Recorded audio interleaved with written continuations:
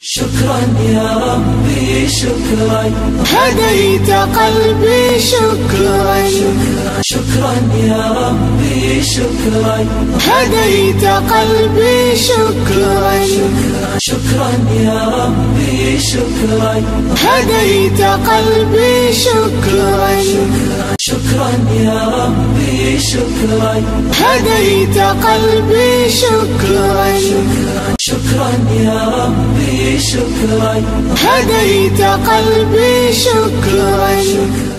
Alhamdulillah, demikian tadi tausiah dari Romo Kiai Haji Qoyubi Dahlan.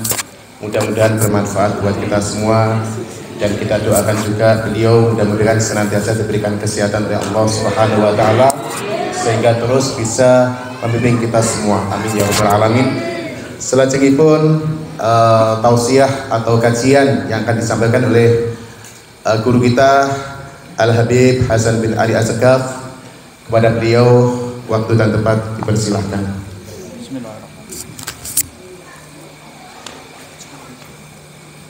Allahumma shalli ala Muhammad. Bismillahirrahmanirrahim. Assalamualaikum warahmatullahi wabarakatuh.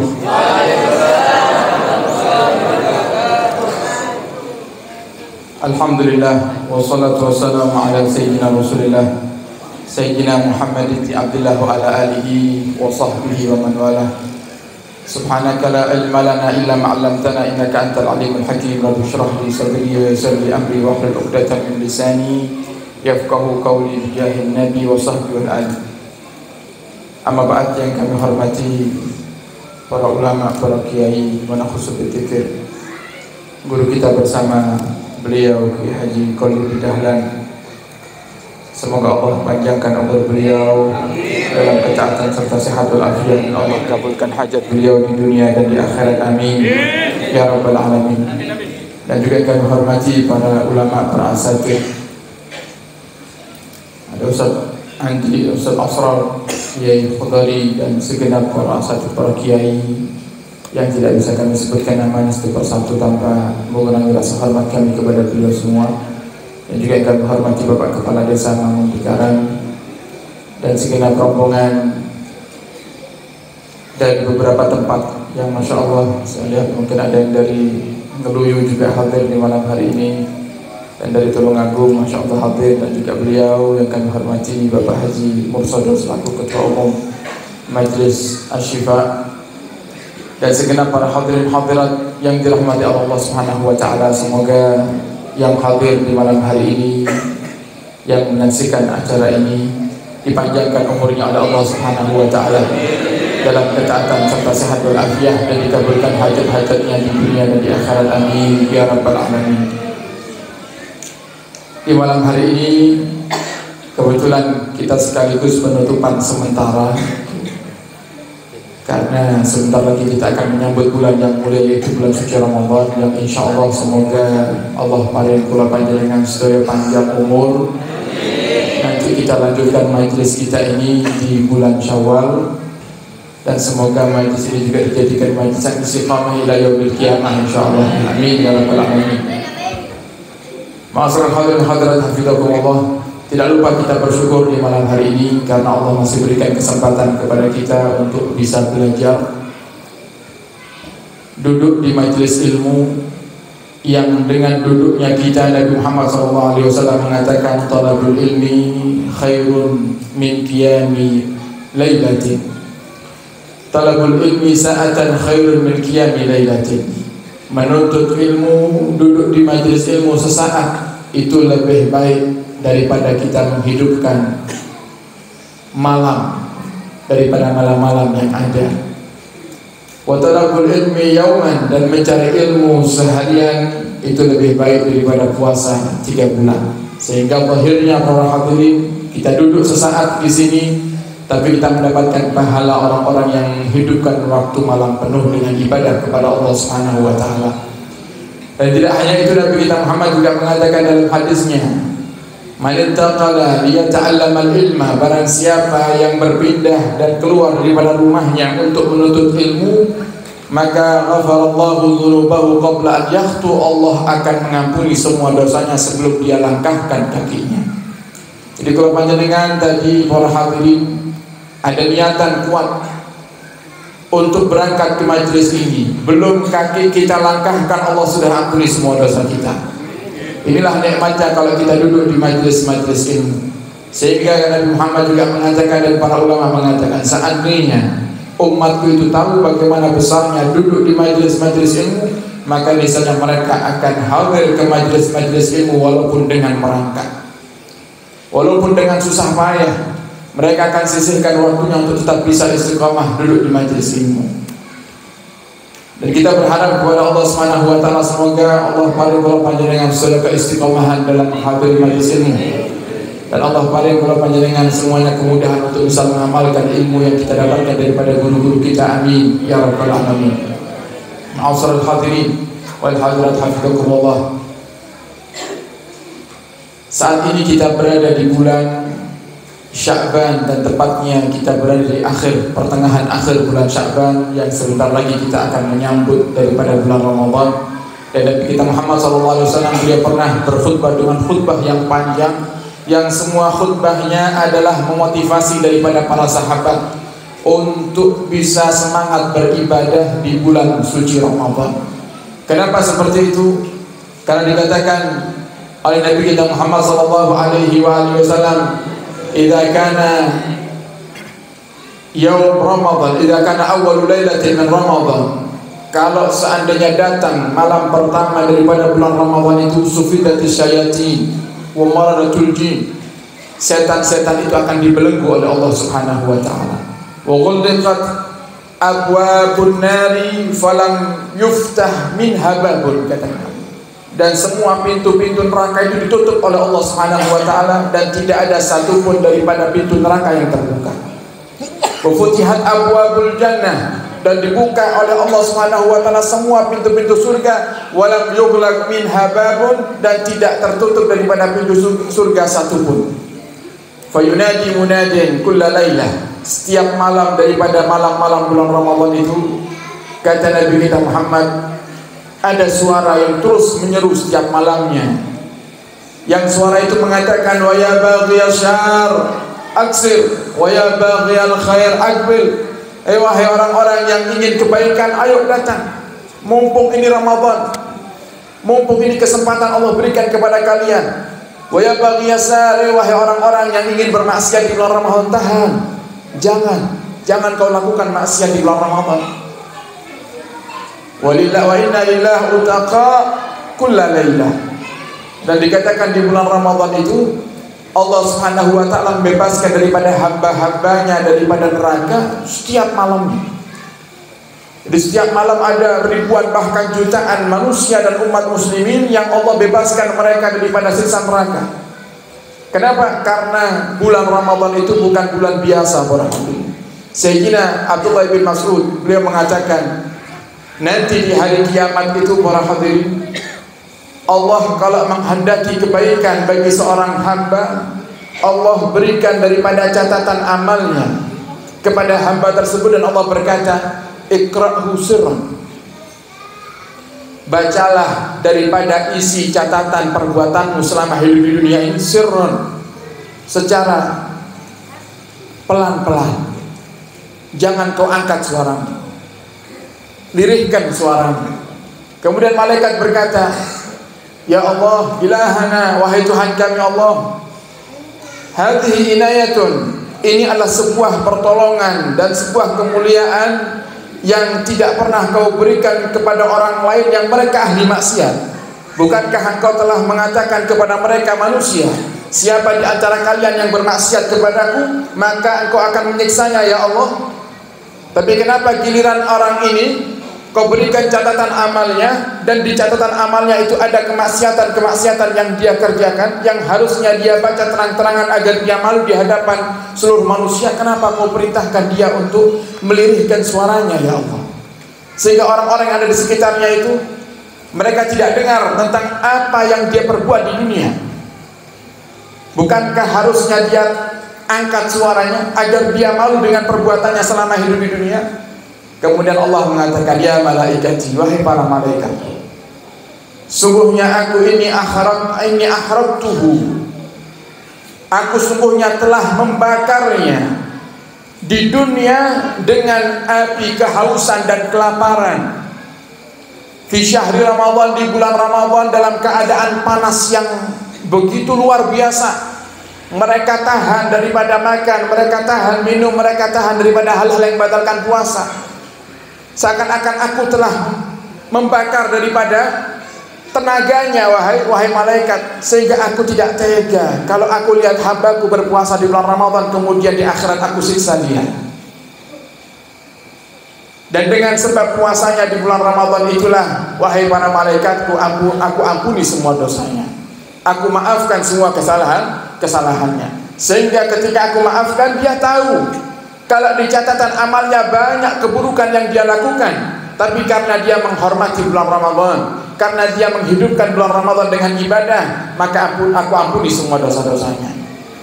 Sehingga Ramadan bukan bulan biasa para hadirin. Jangan jadikan bulan Ramadan ini sebagai bulan yang mungkin hanya sekedar rutinitas yang lewat begitu saja, tanpa kita menambah daripada amal perbuatan kita eman-eman. Pernah saya ceritakan Nabi kita Muhammad SAW pernah naik ke atas mimbar di saat Nabi hendak berkhutbah. Nabi naik, Nabi katakan amin. Naik satu tangga lagi, amin. Naik satu tangga lagi, amin. Begitu selesai khutbah, para sahabat bertanya, ya Rasulullah, kenapa engkau tadi naik anak tangga kau katakan amin sampai 3 kali? Kemudian Nabi menjelaskan, di saat aku naikkan kakiku ke anak tangga yang pertama, malaikat Jibril datang kepadaku dan mengatakan, wahai Muhammad, sungguh sengsara dan sungguh akan binasa orang yang mendapati bulan Ramadan tapi dia keluar daripada bulan Ramadan belum mendapatkan ampunan Allah Subhanahu wa taala. Qul amin, katakan amin wahai Muhammad. Kemudian Nabi Muhammad katakan amin. Kemudian amin yang kedua, malaikat Jibril mengatakan kepada Nabi Muhammad, ya Muhammad, man adraka abawaihi aw ahadahuma, siapa yang mendapati kedua orang tuanya atau salah satunya yang masih hidup tapi dia tidak berbakti kepada keduanya, maka sungguh tempatnya adalah neraka wahai Muhammad. Kemudian malaikat berkatakan kul amin, katakan amin wahai Muhammad, dan Nabi Muhammad katakan amin. Dan yang ketiga, Nabi Muhammad katakan amin karena malaikat Jibril berkata, ya Muhammad, man dzukirta indahu, barang siapa yang engkau disebut namanya di hadapannya wahai Muhammad, tapi kalau dia tidak bersalawat kepadamu, maka dialah orang-orang yang bakhil, dan orang yang bakhil tempatnya adalah neraka. Qul amin, katakan amin wahai Muhammad, dan Muhammad katakan amin. 3 hal ini. Kenapa Nabi naik ke atas mimbar sambil mengucapkan amin 3 kali? Ternyata yang pertama, Nabi jelaskan tentang kemuliaan bulan Ramadan. Maka sungguh keterlaluan jika ada seorang hamba yang masuk bulan Ramadan tapi keluar daripada bulan Ramadan dosanya belum diampuni oleh Allah Subhanahu wa taala. Karena setiap malam, bahkan dalam riwayat ketika Nabi mengatakan dan setiap malam Allah itu bebaskan hambanya daripada siksa neraka di bulan Ramadan, para sahabat bertanya, ya Rasulullah, apakah itu di malam Lailatul Qadar? Nabi Muhammad mengatakan, wadzalika kullu lailah, itu Allah lakukan setiap malamnya. Allah pilih hamba-hambanya setiap malam untuk terbebas daripada siksa neraka. Maka perlu kita menyiapkan hati para hadirin, dan perlu tata niat dari sekarang untuk menambah ibadah-ibadah di bulan suci Ramadan dengan ibadah-ibadah yang mungkin belum kita lakukan. Seperti apa? Baca Al-Quran. Kita ini baca Al-Quran terkadang kalau bulan Ramadan saja. Kenapa? Ramadan pergi, Al-Quran pun ditutup taruh di atas lemari. Nanti kita buka lagi kalau Ramadan sudah datang. Itu dengan keadaan Al-Quran sudah berdebu 5 cm. Saya kira tahu ini dibuka. Kemudian gitu sambat kalau disuruh baca Al-Quran, disuruh ikut hadir majlis darusan Al-Quran, diajak ngaji Quran, saya ini bacanya tidak lancar. Lo baca setahun sekali lancar. Kalau kita baca setiap hari pasti akan lancar. Coba jangan nih Bapak Ibu yang ikut setiap malam Jumat ikut yasinan tahlilan, kadang jenengan tidak bawa itu buku yasin, tapi jenengan sakit ngikuti. Kenapa kok jenengan sakit ngikuti? Coba jenengan ingat-ingat apa dulu jenengan waktu kecil pernah setoran yasin ke gurunya? Pernah setoran, Ustaz saya mau setor yasin. Mau suara apalagi tidak pernah. Kenapa kok kita bisa ngikuti? Karena saking seringnya kita baca. Sama tadi beberapa para hadirin bisa mengikuti daripada bacaan maulid. Kenapa? Bukan karena mereka menghafal, tapi karena mereka seringnya duduk di majelis maulid, akhirnya bisa mengikuti maulid. Nah, sehingga di bulan Ramadan tambah ibadah, di antaranya dengan Al-Quran. Sayyidina Utsman bin Affan, para hadirin, kalau Ramadan itu sholat 2 rakaat, rakaat pertama hatam Quran, rakaat kedua hatam Quran. Kira-kira kalau panjenengan tahu napa kira-kira? Ya. Kata setahunnya bahaya kalau bidahlan ya. Sholat kayak ana wae kayak petik mangan ya. Asal mantuk-mantuk ngoten ya. Apalagi sholat sampai hatam 2 juz, hatam 2 kali Quran dalam sekali sholat 2 rakaat. Ini Sayyidina Utsman bin Affan. Sayyidina Imam Asy-Syafi'i, imam kita, Imam Syafi'i, imam madhab kita, setiap hari di luar bulan Ramadan beliau hatam Quran sekali. Setiap hari di luar bulan Ramadan beliau hatam Quran sekali. Masuk bulan Ramadan beliau hatam Al-Qur'annya 2 kali dalam sehari. Nah, sekarang kalau kita ngikut mereka seperti Sayyidina Utsman bin Affan yang mungkin agak sulit, you know that. Kalau panjenengan iki lek salat tarawih pasti milihne sing imame rada dawa, you know that.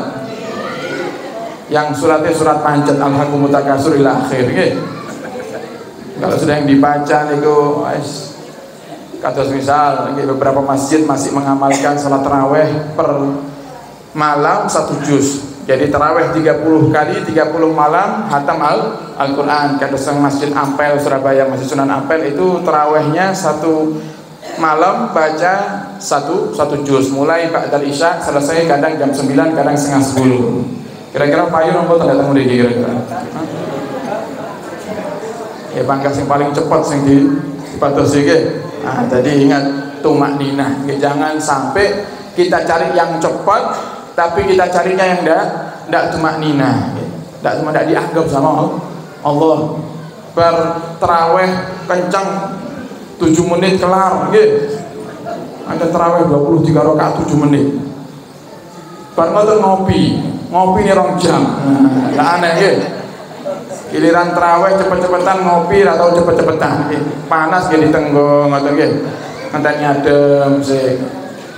Nah, ini kan tidak masuk akal, tidak masuk akal. Jadi jangan sampai kita dalam beribadah kepada Allah Subhanahu Wa Taala kita terburu-buru, ya, yang menjadikan Allah akhirnya tidak menerima daripada ibadah kita. Dan para hadirin yang dimuliakan oleh Allah Subhanahu Wa Taala, ada sedikit pembahasan berkaitan dengan bulan Ramadan yang selalu saya sampaikan di setiap penutupan majelis, yaitu yang berkaitan dengan puasa di bulan Ramadan. Ya.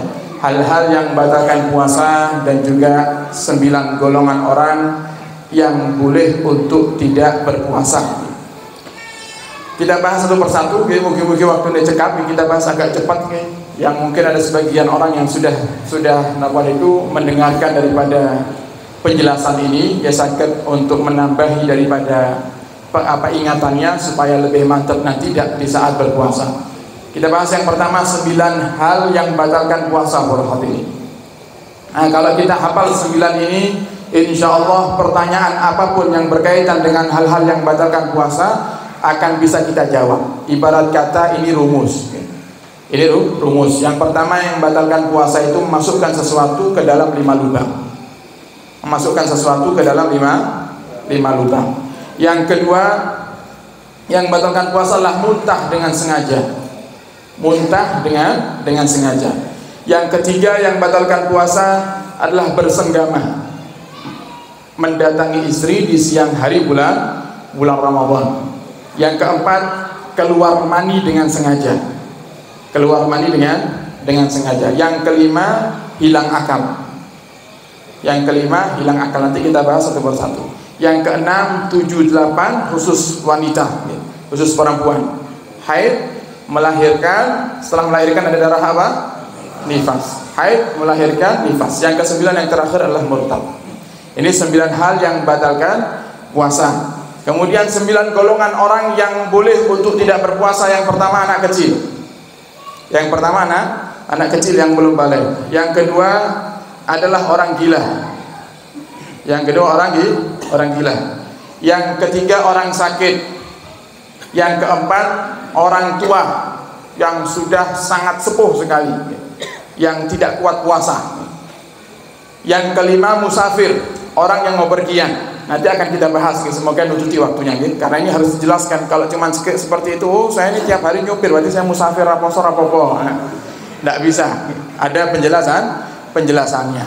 Kemudian yang ke 6, 7, 8, 9 ini khusus untuk wanita. Yang ke-6, hamil, perempuan yang hamil boleh meninggalkan puasa dengan syarat. Kemudian yang ke-7 adalah menyusui, perempuan yang menyusui. Yang ke-8 haid, yang ke-9 nifas. Yang ke-8 haid, yang ke-9 nifas. Ini 9 golongan yang boleh untuk meninggalkan puasa. Kita bahas satu persatu para hadirin. Dari 9 yang pertama membatalkan puasa, yaitu yang pertama adalah memasukkan sesuatu ke dalam 5 lubang. Lubang apa saja itu? Lubang mulut, lubang hidung, lubang telinga, lubang kemaluan depan dan lubang kemaluan belakang.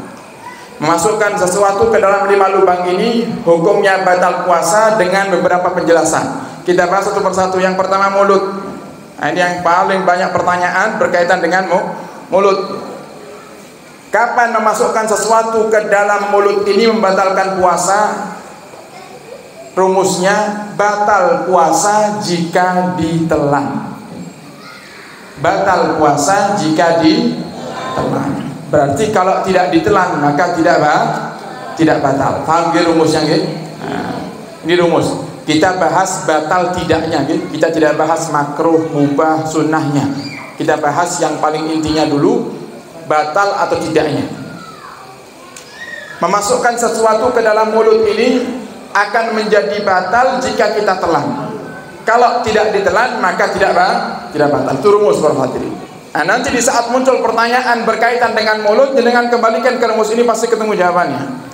Contoh, biasanya kalau sinar Ramadan itu banyak yang tanya, Habib, hukumnya sikat gigi di siang hari bulan Ramadan apa? Batal apa tidak puasanya? Kembalikan ke rumus tadi. Pokok tidak ditelan tidak batal. Jadi pokok sikat gigi nih kalau odol boten jenengan telan boten batal. Sikat gigi nih kok saking luwih ini jenengan telan nggih. Batal rusane nggih. Paham nggih? Kemudian apa lagi? Ibu-ibu misalnya, atau mungkin ada yang bapak-bapak dagang makanan. Gimana hukum mencicipi makanan? Hukum mencicipi makanan batal atau batal? Nah, sekarang yang jadi pertanyaan, mencicipi niku tugasnya sinten? Tugasnya lidah atau tugasnya perut? Lidah. Mencicipi itu ingin mengetahui rasanya. Gimana betul? Sehingga tugasnya lidah. Lenten tiang kok nyicipi sak sendok, 2 sendok, 3 sendok, 5 sendok, pripun rasane urung ketemu. Niku sanes nyicipi nggih. Niku namanya napa? Luwe nggih. Namanya luwe. Kalau nyicipi itu tugasnya lidah. Tadi kaidahnya kalau tidak ditelan maka tidak batal. Sehingga mencicipi makanan itu diperbolehkan. Apalagi kalau niatnya untuk misalnya khidmat kepada suami, seorang istri khidmat ke suaminya, biar suami sudah capek kerja seharian dalam kondisi puasa, pulang ke rumah, kemudian jenengan suguhi makanan buka anyap sedaya nggih. Nah, kan akhirnya apa? Wis tambah capek ini suami lesu, tambah lesu. Gara-gara apa? Bukanya ora enek rasane blas. Nah, sehingga istrinya mencicipi. Niat untuk menyenangkan hatinya suami malah dapat pahala. Terus caranya gimana? Masukkan ke mulut, rasakan, kemudian buang. Kemudian kalau masih ada sisa rasa yang menempel, kumur, buang airnya. Maka itu diperbolehkan. Seandainya kok jenengan nyicipi pertama ra krasa, nyicipi kedua pokok ndak ditelan tidak batal. Pokok ndak ditelan. Nah, kemudian apa lagi yang berkaitan dengan mulut biasanya? Bersiwak atau berkumur di saat berwudu, pokok tidak ditelan tidak batal. Nah, kita tidak bahas makruhnya. Kalau bahas makruhnya panjang makanya. Ada yang mengatakan kalau menggunakan siwak itu makruh kalau setelah zawal. Ada hadis Nabi katakan menggunakan siwak di bulan Ramadan atau di saat kalian puasa fi waqtil ghadah, di waktu pagi. Tapi kalau waktu al-asyi, waktu siang atau setelah zawal jangan gunakan siwak, yang artinya hukumnya adalah makruh. Nah, kemudian berkaitan dengan mulut juga para hadirin, ada juga yang sering punya pemahaman yang salah, menganggap kalau kita menelan air ludah itu batal puasa, ya. Sehingga kalau siang itu tiap hari kerjanya ngeludah terus, ya. Jalan 5 meter ludah lagi, 5 meter lagi ludah lagi. Dan ini pernah saya dapati. Saya tanya, kenapa kok kamu ngeludah terus? Ya, apa kan ini lagi puasa, kalau saya telan nanti batal buat saya. Nah, biasanya tiang ngaten iki termasuk ciri-ciri tiang sing ora tahu ngaji biasanya, nggih. Atau lek ngaji ngantuan biasanya, nggih. Lek ngaji ngantuan. Menelan air ludah itu hukumnya tidak batal puasa dengan 3 syarat. Yang pertama, kata para ulama, air ludahnya sendiri, nggih. Wis rasa bayangnya sing aneh-aneh, nggih. Niki contoh, niki katanya ulama niki, nggih. Wis gambarannya gimana? Pokoknya air ludah sendiri. Yang kedua, masih di dalam area mulut, masih di dalam mulut, belum keluar dari mulut. Kok misal sore hari ngabuburit, ngajak anaknya jalan-jalan, kelihatan es cendol, seger, atau jenengan ngiler, jenengan sedot malih, jenengan telan batal posone nggih. Yang keluar dari mulut tak boleh masuk lagi. Kalau masuk jenengan telan batal puasa. Yang ketiga, syaratnya adalah belum bercampur dengan apapun. Masih murni ludah, belum bercampur dengan sisa makanan sahur misalnya, okay? Ada daging nempel di gigi kemudian campur dengan lidah jenengan telan, batal puasanya, okay? Kalau 3 ini ada, maka hukum menelan air ludah itu tidak batal puasa. Sekarang pertanyaannya, ini ngetes paham nang boten, ketane gak pun ngantuk sedaya niki ketane nggih. Nah, ngetes niki. Lek boten paham berarti memang bener ngantuk, harus disudahi majelisnya rupanya, nggih. Seandainya ada orang iseng, siang hari bulan Ramadan ada orang iseng, dia ambil gelas, dia kumpulkan ludahnya di gelas. Ngapunten, ini bukan niat jorok, ini niat untuk supaya lebih paham kita, nggih. Dia kumpulkan air ludahnya di gelas sampai segelas penuh, dia taruh di kulkas. Ben adem. Wis adem diambil, diminum. Batal ngapunten puasanya? Kenapa alasannya kok batal?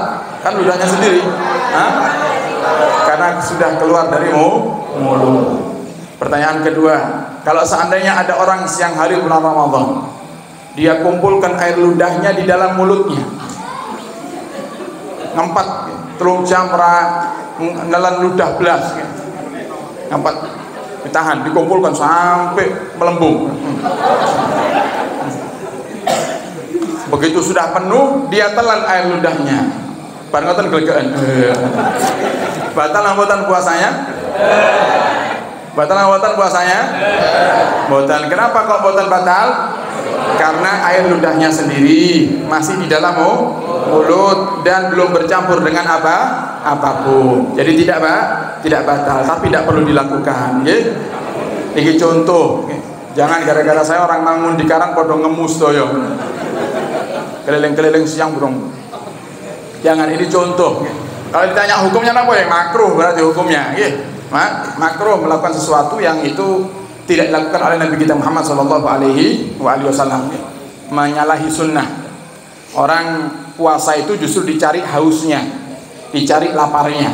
Kalau kita caranya seperti itu ya kita nggak akan haus. Nah, kemudian yang kedua, lubang hidung menjadi batal kalau masuk di bagian yang atas, para hadirin. Masuk di bagian yang atas, yang kalau kita kemasukan sesuatu kita ngerasa panas, itu bagian yang batal. Tapi kalau bagian yang bawah, bagian tempat kotoran hidung itu tidak membatalkan puasa kalau kita masukkan sesuatu. Jadi yang batal itu yang bagian atas, yang bagian atas, yang kalau kita masuk kita ngerasakan panas atau perih, pengar, pengar, itu yang batal. Tapi kalau yang di bawah ini, yang di bagian lubang bawah, itu tidak membatalkan puasa. Kemudian yang ketiga, lubang telinga. Memasukkan sesuatu ke dalam lubang telinga menjadi batal jika melebihi yang bisa dijangkau oleh jari kelingking kita. Ini jari kelingking kita masukkan ke telinga, kita tekan, itu batasan akhir. Lebih daripada itu batal puasanya. Lebih daripada itu batal puasa. Misalnya pakai katembat, pakai urukan kuping niku itu batal puasa. puasanya. Tapi kalau pakai jari kelingking selagi masih bisa dijangkau oleh ujung jari kelingking kita, ya, jari kelingking yang normal nggih.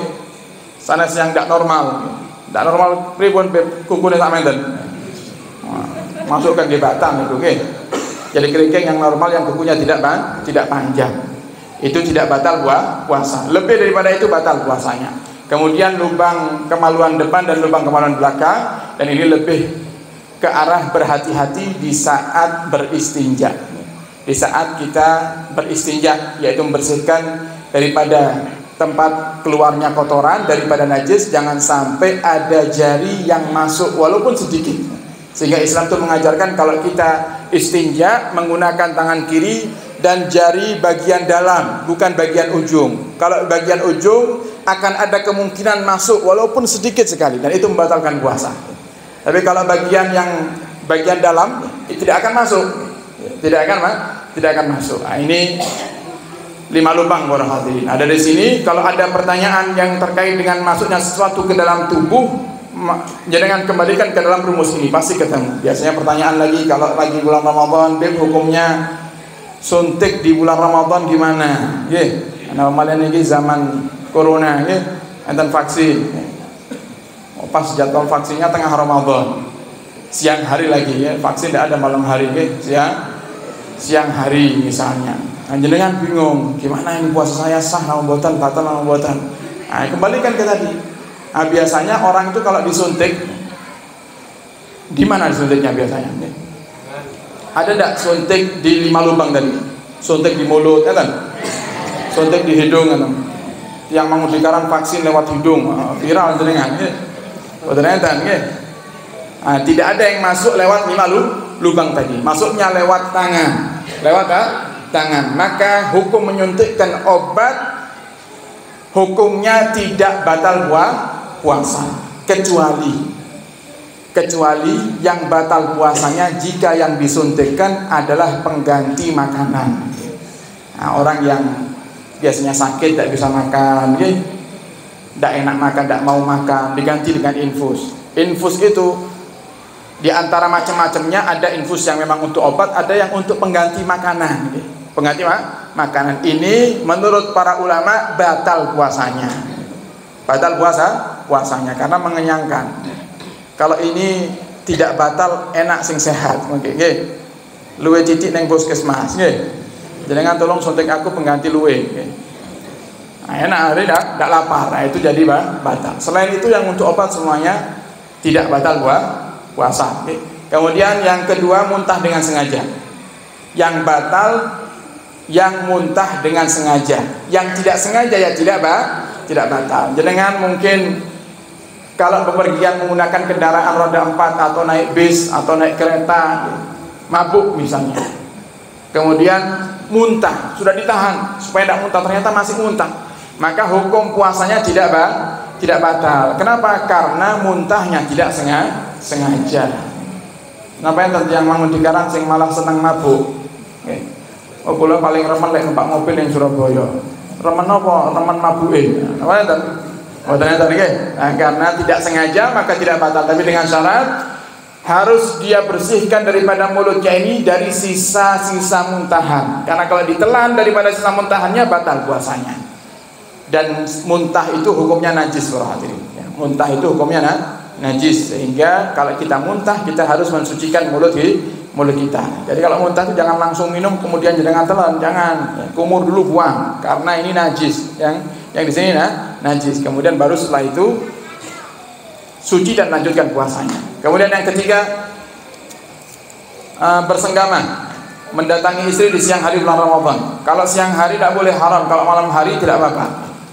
Siang hari lagi kondisi puasa kok bersenggama, hukumnya batal puasa dan dosa besar, dan wajib untuk membayar denda. Dendanya apa? Dendanya yang pertama adalah memerdekakan budak. Kalau yang pertama tidak bisa, baru pindah yang kedua. Karena budak sekarang tidak ada, pindah ke yang kedua. Apa yang kedua? Puasa 2 bulan berturut-turut di luar bulan Ramadan. Kalau tidak mampu melakukan yang kedua, baru pindah yang ketiga. Apa itu? Memberikan makanan yang digunakan untuk zakat fitrah, yaitu bahan pokok makanan, sebanyak 60 orang fakir miskin. sebanyak 60 orang fakir miskin. Jadi mendatangi istri di siang hari bulan Ramadan hukumnya dosa besar. Kemudian yang keempat adalah mengeluarkan mani dengan sengaja, keluar mani dengan sengaja. Ya entah dengan bagaimanapun caranya, mungkin dengan melihat yang haram kemudian keluar air mani, atau mungkin dengan berjumbu dengan istrinya sampai keluar mani, batal puasanya. Tapi kalau seandainya ada misalnya bapak-bapak tidur di siang hari bulan Ramadan, bangun-bangun ternyata basah, jadi mimpi basah, nah gimana puasanya? Tidak batal puasanya, tapi tetap wajib mandi janabah, wajib mandi besar. Kemudian yang kelima gila. Ini agak cepat bahasannya tersane nututi nih. Yang kelima gila. Yang kelima hilang akal. Hilang akal itu ada 3. Yang pertama gila, yang kedua pingsan, yang ketiga tidur. Yang pertama gila. Gila dibagi 2 lagi. Ada orang yang gilanya sengaja, ada orang yang gilanya tidak sengaja. Dan itu sampai sekarang saya masih mikir, orang gila sengaja apa yang terjadi? Apa yang tentang mereka yang pengen gila sengaja? Mikiri corona ramari-mari akhirnya pengen gendeng aja lah aku. Enak orang gendengnya secara rakenek peraturan misalnya, terus aku tak gendeng di CI. Apa yang tentang ini cuma dibahas sama para ulama. Kenapa dibahas? Karena nanti hukumnya berbeda dalam segi mengqadha puasa. Orang yang gilanya sengaja, ya misalnya kita paksakan, misal ada orang yang sudah pusing menghadapi masalah dunianya, dia pukulkan ini kepala ke tembok sampai konslet di kota, akhirnya gila. Akhirnya gila, sengaja berarti. Gilanya sengaja. Tidak sah dia puasa. Kemudian nanti di saat dia sehat, dia wajib mengqadha puasanya. Di saat dia sehat, dia wajib mengqadha puasanya. Kalau dia gila selama 3 tahun, ya berarti dia qadha puasa 3 bulan Ramadan. Kalau yang gilanya tidak sengaja, seandainya dia sembuh, dia tidak wajib mengqadha puasa. Jadi kalau ada orang yang gila kok sembuh, gila 20 tahun, tidak usah jenengan suruh qadha puasa. Kenapa? Karena gilanya tidak sengaja. Ini perbedaan kenapa para ulama membedakan antara gila sengaja dengan tidak sengaja. Kemudian yang kedua pingsan. Pingsan menjadi batal puasa kalau pingsannya itu seharian penuh, para hadirin. Pingsan seharian penuh. Misal bapak ibu sahur terlambat, masjid sudah assalatu wassalamu alaik, baru bangun sahur jenengan. Oh langsung wis belayu ning dapur, mangan saeneke. Tengah-tengah makan belum minum adzan, makan selesai tapi minum belum, dengar adzan kaget dengan pingsan akhirnya. Urung ngombe wis adzan pingsan kaget, bangun-bangun maghrib. Gimana puasanya? Tidak sah puasanya. Kenapa? Karena jenengan pingsannya seharian penuh. Kalau jenengan pas zuhur misalnya, jadi cerita kayak tadi, misalnya dengar adzan subuh pingsan, zuhur bangun, sadar di dapur itu, ngelihat jendela pun terang, ngelihat matahari terang, kaget pingsan malih jenengan. Bangun-bangun adzan maghrib, gimana puasanya? Sah puasanya. Walaupun pingsan, tapi karena ada sesaat dia sadar walaupun sebentar, menjadikan puasanya sah. Jadi pingsan itu kaidahnya, kalau pingsannya seharian penuh mulai dari subuh sampai maghrib, tidak sah puasanya. Tapi kalau ada saat dimana dia sadar, jadi dia sudah ada niatan untuk puasa, tapi subuh dia pingsan, zuhur dia sadar, kemudian tidak lama pingsan lagi, maka sah puasanya. Kemudian yang ketiga tidur. Nah, tidur itu termasuk kategori hilang akal. Dan bukti kalau tidur itu hilang akal, kalau kita ngomong sama orang tidur nyambung, kenapa?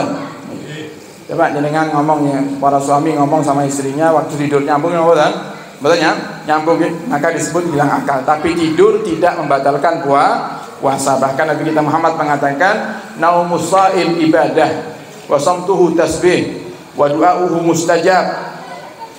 Tidurnya orang yang berpuasa itu adalah ibadah, dan diamnya adalah tasbih, dan doanya mustajab.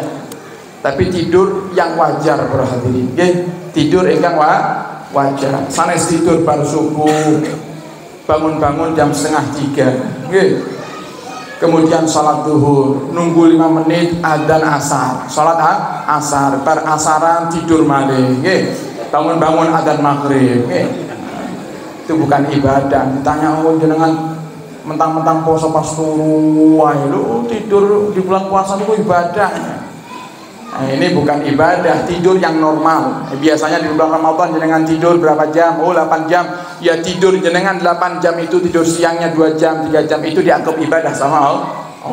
Paham ya? Kemudian yang ke-6, 7, 8 perempuan.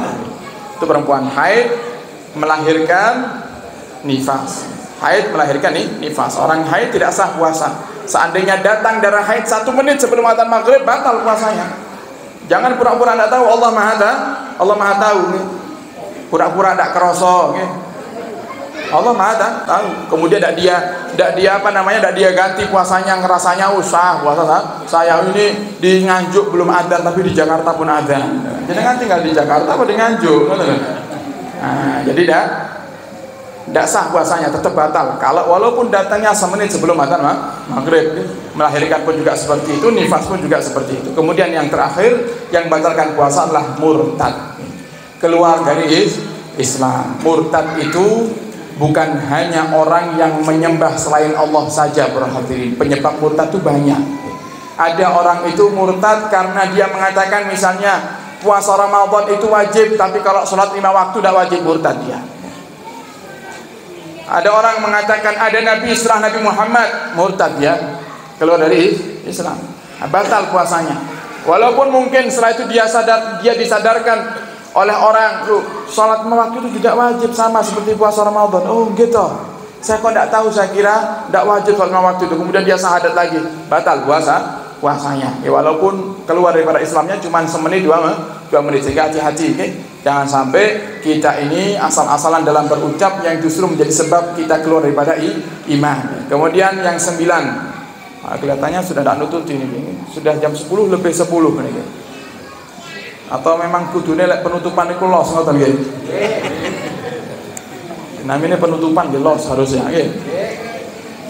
Kita bahas sedikit ya, kita ambil aja yang inti-inti yang sering salah paham di masyarakat kita, okay? Yang sering salah paham di masyarakat kita. Ada orang yang bertanya, saya kerjanya berat, misalnya tukang atau kuli bangunan, atau mungkin dia kerjanya bagian angkat-angkat yang berat-berat sehingga membutuhkan tenaga. Nah, di situ dia tidak puasa. Apakah itu dibenarkan? Tidak dibenarkan. Tidak dibenarkan. Karena yang boleh untuk tidak puasa cuma 9 golongan tadi. Di antaranya adalah orang yang sakit. Masuk kategori orang yang sakit ini adalah orang yang dia berpuasa, kemudian di tengah-tengah puasa dia ngerasa dirinya tidak kuat untuk melanjutkannya. Nah, saat itu kalau dia lanjutkan dia akan pingsan misalnya, atau dia akan bahaya, atau mungkin perutnya akan sakit, emahnya akan kambuh, asam lambungnya kambuh misalnya. Kalau dia teruskan, maka di situ dia boleh batalkan puasa. Dia boleh makan dan minum secukupnya, kemudian ditahan lagi. Ini yang perlu diperhatikan. Makan secukupnya, minum secukupnya, ditahan lagi seperti orang yang berpuasa, tapi dia tidak dianggap puasa. Bukan karena sudah dibatalkan puasa enak SDW, makan depannya orang, nanti dibatalkan waktu siang, sore mangan maneh, saurunge buka mangan maneh, nanti buka ikut makan. Bukan seperti itu. Yang kiranya menjadikan sakitnya itu terobati, itu yang dia lakukan. Setelah itu dia tahan lagi. Kemudian ada juga orang yang bertanya, biasanya supir. Saya kan supir, berarti saya boleh ya untuk meninggalkan puasa. Dan ini masuk kategori yang kelima tadi, musafir, orang yang bepergian. Orang yang bepergian itu, para hadirin, boleh untuk tidak berpuasa dengan syarat bepergiannya yang pertama lebih daripada 2 marhalah atau 84 km. Misal dari mana? Dari Nganjuk ke Surabaya, lebihnya 84 ya. Nah, jenengan dari Nganjuk, jenengan pergi ke Surabaya. Nah, itu jenengan boleh termasuk orang yang safarnya jauh. Itu boleh untuk tidak puasa, cuman harus menjalankan syarat yang kedua. Apa syarat yang kedua? Keluar dari kota Nganjuk, keluar dari Nganjuk dan kabupatennya ini sebelum masuk waktu subuh. Jadi jenengan sudah masuk Jombang, Kertosono Jombang, jenengan sebelum masuk subuh sudah di sana. Tapi kalau jenengan subuhnya masih di Nganjuk, di hari itu jenengan tidak boleh meninggalkan puasa. Paham ya? Jadi kalau misalnya mau ke Surabaya, itu kan sudah jaraknya jarak yang jauh. Berarti syarat yang pertama sudah terpenuhi. Tinggal syarat yang kedua. Apa itu? Keluarnya dari kota Nganjuk harus sebelum masuk waktu subuh, sebelum dimulainya puasa. Maka kalau jenengan sudah sampai Jombang, kemudian adzan subuhnya di Jombang, jenengan boleh di hari itu untuk tidak puasa. Tapi kalau jenengan subuhnya di Nganjuk belum keluar dari Nganjuk, maka jenengan tidak boleh meninggalkan puasa. Di hari itu jenengan tetap wajib puasa. Nah, seandainya kok dua syarat ini ada kedua-duanya, jadi jarak tempuhnya jauh 84 km lebih. Yang kedua, dia keluar di waktu subuh. Kemudian ada pertanyaan di situ, tapi saya seandainya puasa saya kuat, maka mana yang dipilih? Puasa lebih afdal. Puasa lebih afdal. Paham ya? Nah, kemudian orang yang orang yang hamil, perempuan ini ya, perempuan, orang hamil termasuk orang yang boleh meninggalkan puasa dengan syarat ada kekhawatiran, khawatir akan dirinya sendiri atau khawatir akan janinnya. Ada 3 keadaan orang hamil itu boleh meninggalkan puasa. Yang pertama, khawatir akan dirinya sendiri. Yang kedua, khawatir akan bayinya. Yang ketiga, khawatir akan dirinya dan bayinya. Dibedakan sama para ulama karena nanti cara mengqadha'nya atau cara memenuhi daripada apa yang dia tinggalkan berbeda. Kalau orang yang hamil yang dia khawatir akan dirinya sendiri, kemudian dia tidak puasa, maka nanti di luar bulan Ramadan dia wajib mengqadha puasanya. Dia hanya wajib mengqadha puasa.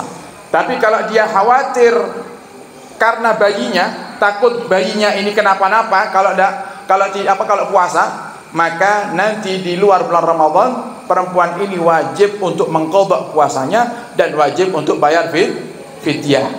Paham gitu? Sebenarnya kaidahnya itu gampang. Kalau alasannya karena selain dirinya, maka dia wajib 2, mengqadha dan bayar fidyah. Paham gitu?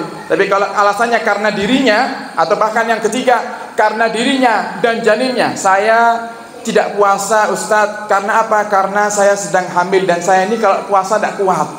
Kalau posisi hamil diri saya tidak kuat puasa, sehingga dia akan dimasuk kategori yang ketiga, khawatir akan dirinya dan khawatir akan bayinya. Maka dia nanti kalau di luar bulan Ramadan, dia hanya wajib mengqadha puasa saja. Paham gitu? Nah, ini masuk juga kategori yang ini juga ke dalam hal menyusui ya. Dalam hal menyusui. Nah, ini mungkin ringkasan para hadirin dari 9 golongan orang yang boleh untuk meninggalkan puasa. Dan kami berharap di bulan Ramadan, ayo yang semangat ibadah kepada Allah Subhanahu wa taala, dibuka Al-Qur'annya, kalau bisa jangan sampai tidak baca Al-Qur'an sama sekali. Lek sakit khatam Al-Qur'an, alhamdulillah. Tinggal jenengan semangatnya berapa kali khatam. Kalau jenengan kepinginnya khatam sekali, ya jenengan bagi-bagi, berarti satu hari satu juz. Oh, kalau ngaji 1 juz capek beb saya, dibagi-bagi. Bar subuh 2 lembar, okay? Habis zuhur 2 lembar, habis asar 2 lembar, habis maghrib 2 lembar, habis isya 2 lembar. Kalau Quran yang cetakan Madinah atau Quran yang khat Madinah itu 10 lembar 1 juznya. Kalau Quran Indonesia kalau tidak salah 9 lembar. Anda jenengan bagi, dicicil, dicicili dalam sehari itu supaya bisa menghatamkan 1 juz. 30 hari hatam 1 Al-Quran. Kalau kepinginnya hatamnya 2 juz dalam sebulan, ya berarti 1 hari berapa? 2 kali hataman dalam Al-Quran dalam sebulan, berarti 1 hari 2 juz. Ya, jangan bagi-bagi cara bacanya gimana agar bisa menyelesaikan 2 juz. Nah, semakin dibagi-bagi itu semakin ringan. Kalau sudah ringan, insya Allah kita bisa istiqomah. Ya, semoga Allah mudahkan kita untuk bisa hatamkan Al-Quran di bulan suci Ramadan. Wallahu a'lam bishawab. Dan ini ada satu pejuang tadi yang fotokopi amalan. Ya, ini kita ambil amalan para hadirin dari kitab Fawaidul Mukhtarah. Kitab Fawaidul Mukhtarah ini kitab ringkasan daripada Taklim Al-Hibzain bin Ibrahim bin Sumait Madinah Al-Munawwarah, yang diringkas oleh guru kami Al-Habib Ali Ibn Al-Habib Hasan Baharun, pengasuh Pondok Dalwa 3 Bangil Pasuruan. Nah, ini dihadirkan di catatan ini faedah dari Al-Habib Abdullah bin Idrus Al-Idrus, Barang siapa yang membaca zikir-zikir ini setiap hari 116 kali, maka ketika dicabut ruhnya akan didampingi oleh Rasulullah SAW. Dan ini kemungkinan bisa terjadi kepada kita para hadirin, sebagaimana terjadi kepada Sayyidina Bilal ibn Rabah. Saking cintanya Bilal ibn Rabah, ketika wafat Rasulullah datang untuk menjemput rohnya. Sehingga di saat setelah wafatnya Bilal bin Rabah, ada seorang sahabat bermimpi berjumpa dengan Bilal dan berkata, "Wahai Bilal, bagaimana rasanya sakaratul maut?" Yang saya dengar sakaratul maut itu sakit, wahai Bilal. Rasanya gimana? Apa kata Bilal? "Aku tidak merasakan sakit sakaratul maut." "Lu kok bisa, wahai Bilal?" "Karena di saat malaikat Israel mencabut nyawaku, ruhnya Nabi Muhammad datang menjemputku. Sehingga dengan aku pandang wajah Nabi, aku melihat senyuman Nabi, semua rasa sakit itu tidak terasa sama sekali." Sehingga itu yang kita harapkan jika kita mengamalkan salah satu daripada zikir ini, yaitu yang pertama, assalatu wassalamu alaika ya sayyidi ya Rasulullah qallat hilati adrikni. Yang kedua, assalamu alaika ayuhan nabi wa rahmatullahi wa barakatuh. Dan ini juga diamalkan oleh Ali Al-Habsyi dalam kitabnya Maulid. Di sebelum akhir penutup doa, beliau mengajak kita untuk baca salam yang kedua. Kemudian yang ketiga yang paling ringan, ana fi jahi Rasulillah, dibaca 116 kali dalam sehari. InsyaAllah kita wafat akan dijemput ruh kita oleh Nabi kita Muhammad SAW, yang tentunya kita tidak akan merasakan sakitnya sakaratul maut. Dan tentu kalau sudah ruh kita dijemput sama Nabi, tempat kita insyaAllah surganya Allah SWT. Saya ijazahkan kepada panjenengan semuanya, monggo diamalkan. Semoga wafat kita dalam keadaan yang baik dan dijemput Nabi kita Muhammad SAW. Amin ya rabbal alamin. Kita tutup majlis ini dengan kita berdoa bersama-sama. Bismillahirrahmanirrahim. Alhamdulillahirabbil alamin. Allahumma shalli wa sallim ala sayyidina Muhammad wa ala alihi washabihi ajmain. Allahumma ighfir lana warhamna warḍa 'anna wa taqabbal minna wa adkhilna al-jannata wa najjina minan nar. Allahumma aslih lana sya'nana kullahu. Allahumma zidna wa la tanqusna wa akrimna wa la tuhina wa a'tina wa la tahrimna. Warḍa 'anna ya arhamar rahimin. Allahumma ya Allah, ampunilah segala dosa kami ya Rabb. Dosa kedua orang tua kami, dosa kakek nenek kami, dosa guru-guru kami, dosa santri-santri kami, dan dosa orang-orang yang kami cintai ya Rabb, dan dosa orang-orang yang benci kepada kami.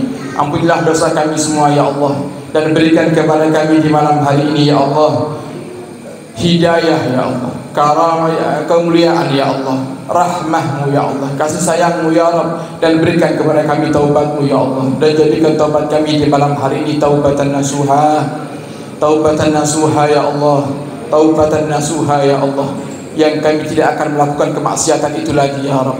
Yang terkadang ya Allah kami sering beristighfar, tapi kadang keesokan harinya kami bermaksiat lagi ya Allah.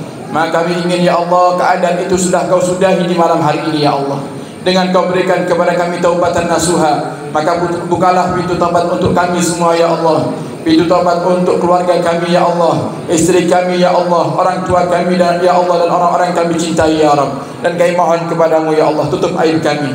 Fakama satarta uyubana fid dunya fastur uyubana fil akhirah. Sebagaimana Engkau telah menutup aib kami di dunia ini ya Allah, tutup aib kami di akhirat ya Rabb.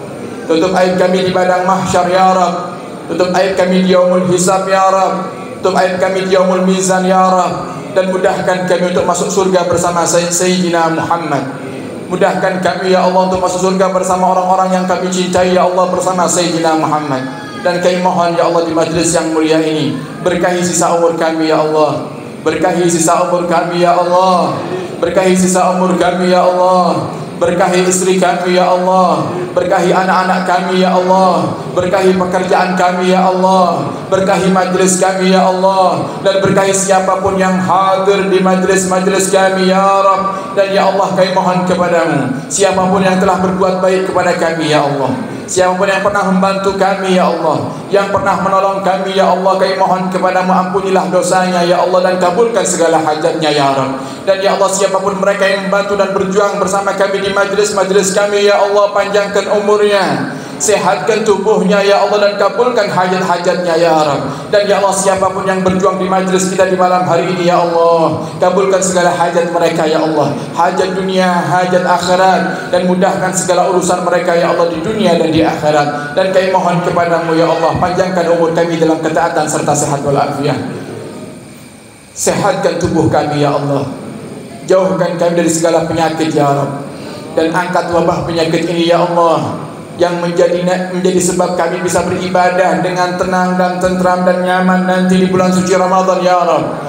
Dan ya Allah, berikan kepada kami kemudahan untuk bisa istiqamah beribadah kepadamu ya Allah setiap harinya ya Allah, dan lebih-lebih di bulan suci Ramadan. Dan kami mohon kepadamu ya Allah, bersihkan hati kami dari kemunafikan ya Allah, bersihkan hati kami dari kedengkian ya Allah, bersihkan hati kami dari kebencian ya Allah, dan segala penyakit hati yang menjadi sebab pahala kami kau hapus ya Rabb. Dan ya Allah, kami mohon isi hati kami dengan cinta kepadamu dan cinta kepada kasihmu Nabi Muhammad. Tanamkan hati kami dalam hati kami ya Allah, cinta kepada kasihmu Nabi Muhammad dan orang-orang yang dicintai oleh Sayyidina Muhammad, para sahabat Sayyidina Muhammad, keluarga Sayyidina Muhammad, para ulama-ulama yang mereka pewaris Sayyidina Muhammad. Tanamkan dalam hati kami cinta kepada mereka semua ya Allah, agar kelak kau kumpulkan kami di surga bersama mereka. Dan kami mohon ya Allah, kami yang hadir di majlis yang mulia ini ya Allah, mudahkan kami semuanya untuk bisa berziarah Makkah dan Madinah. Mudahkan kami ya Allah untuk bisa berziarah Makkah dan Madinah, mencium Hajar Aswadmu ya Rabb, menyentuh Ka'bahmu ya Rabb, berdoa di multazammu ya Rabb, duduk di raudhah kekasihmu Nabi Muhammad, mengucapkan salam langsung di hadapan Sayyidina Muhammad, salat di masjid Sayyidina Muhammad, berziarah ke makam sahabat dan keluarga Sayyidina Muhammad, dan minum daripada air Zam-Zam yang kau berkahi ya Rabb. Maka jangan kau wafatkan kami ya Allah sebelum kau takdirkan kami bisa berziarah Makkah dan Madinah, menjalankan ibadah haji dan umrah. Dan kami mohon kepadamu ya Allah, mudahkan kami semuanya yang berkumpul di tempat yang mulia ini ya Allah, untuk terus bisa mencintai Sayyidina Muhammad di dunia bareng Nabi Muhammad, di akhirat bersama Sayyidina Muhammad. Dan kami mohon ya Allah, sepulang kami dari majlis ini ya Rabb, kami semuanya akan tidur ya Allah. Di saat kami tidur ya Allah, kami mohon kepadamu, berikan anugerah kepada kami agar kami bisa bermimpi berjumpa dengan Sayyidina Muhammad,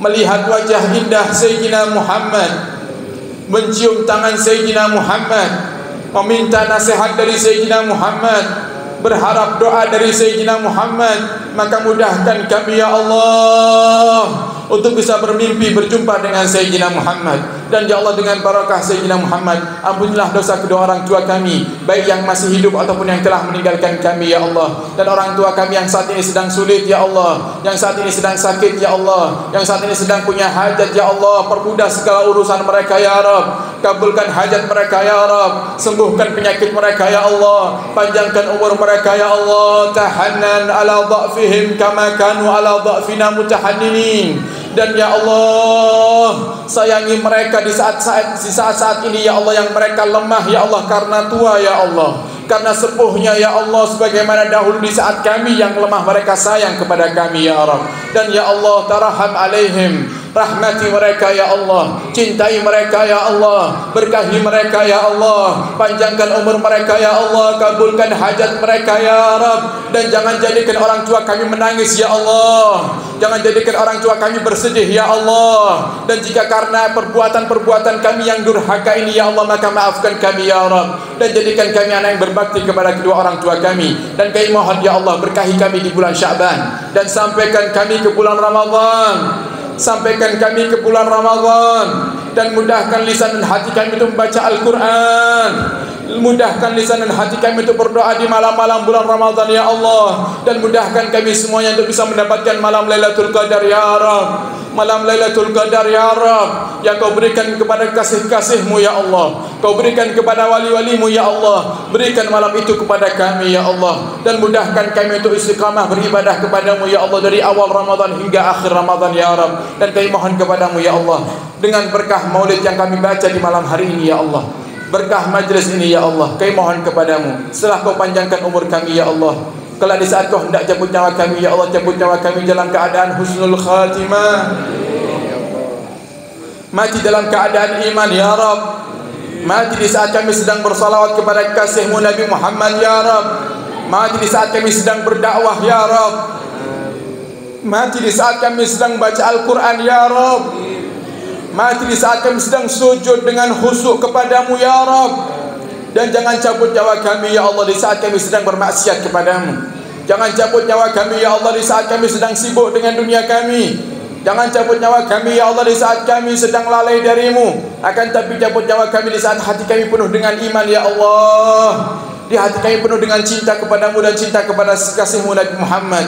Rabbana zalamna anfusana wa illam taghfir lana wa tarhamna lanakunanna minal khasirin. Rabbana atina fid dunya hasanah wa fil akhirati hasanah wa qina adzabannar. Wa sallallahu ala sayyidina Muhammadin nabiyil ummi wa ala alihi wa sahbihi wa baraka wa sallam. Walhamdulillahi rabbil alamin. Bisirril Fatihah.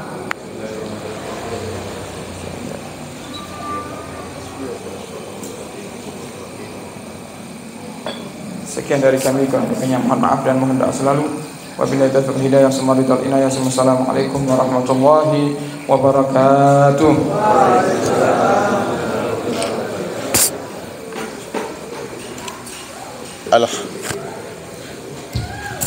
Alhamdulillah, demikian tadi tausiah sekaligus kajian dari guru kita Al-Habib Hasan bin Ali Assegaf.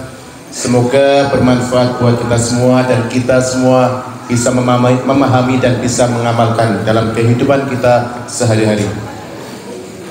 Hadirin hadirat rahimakumullah, acara pada malam ini sudah selesai dan ini sekaligus penutupan majelis di Masjid Nur Rahmah ini. Insya Allah kita berjumpa lagi ba'da Syawal, ba'da Ramadan, bulan Syawal, sekaligus dibuka kembali oleh beliau Romo Kiai Haji Qoyubi Dahlan dan juga Al-Habib Hasan bin Ali Assegaf. Demikian dari kami, kurang lebihnya mohon maaf yang sebesar-besarnya. Akhirul kalam, ihdinas siratal mustaqim. Assalamualaikum warahmatullahi wabarakatuh. Allahumma shalli ala Muhammad. سبيل الدموع سبيل مريح تنهد يا صاحي كي تستريح وبث الدعاء الخفي الصريح يسعك الفضاء الرحيم الفسيح. سبيل الدموع سبيل مريح تنهد يا صاحي كي تستريح وبث الدعاء الخفي الصريح يسعك الفضاء الرحيب الفسيح.